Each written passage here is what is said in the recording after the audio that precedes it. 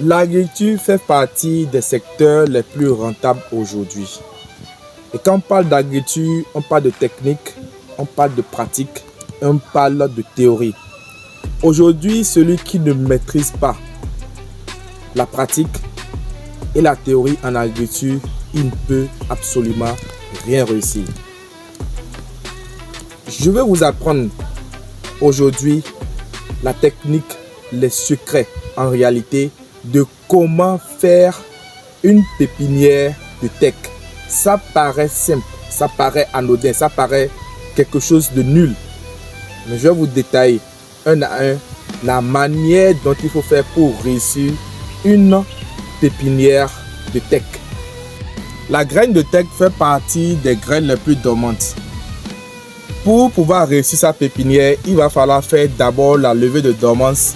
Sinon, vous pouvez avoir des graines comme ceci là, petits comme ça, qui peuvent rester pendant 2 ans et qui ne vont pas germer ou germer après 2 ans.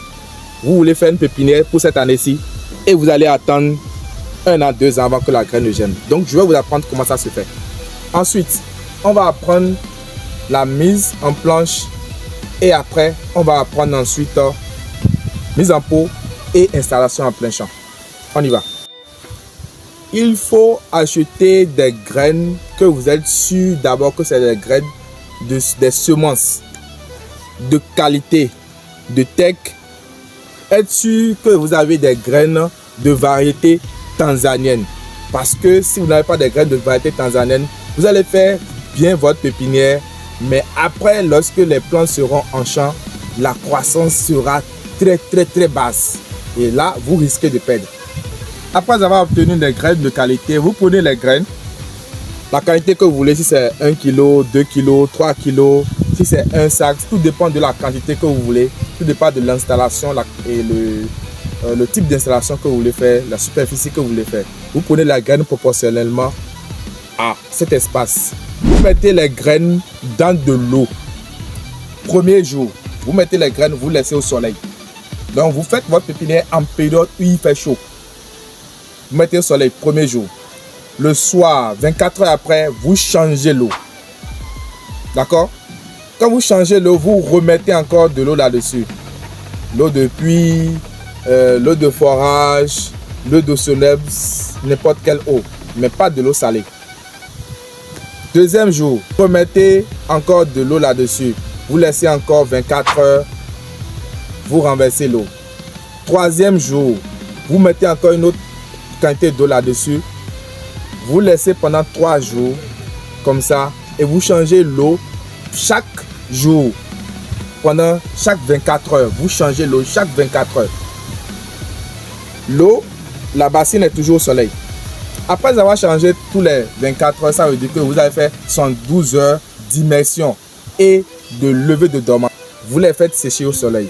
Vous arrosez matin, soir.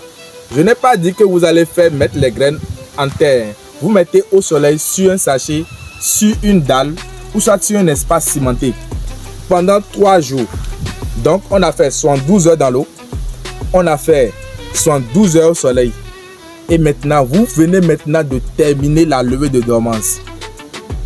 Après avoir terminé la levée de dormance, vous prenez les graines. Et tel que nous on a fait ici, zoom, ils vont voir. On a fait une planche de 1 mètre sur 5. On a mis les graines là-dessus. Après avoir terminé la levée de dormance, on a mis les graines là-dessus. On a fermé avec du sable. On a traité le sable contre les termites et contre les fourmis pour éviter que les graines soient bouffées par les insectes. Et ensuite, vous laissez directement au soleil et vous arrosez. Après avoir arrosé pendant 3 jours, vous allez avoir ce résultat-là. C'est pour vous dire que les graines de teck là, ce n'est pas comme les autres teck, les graines de campéché où facilement on peut avoir les graines qui vont pousser. Non, si vous ne faites pas la levée de dormance, vous n'allez pas avoir la germination.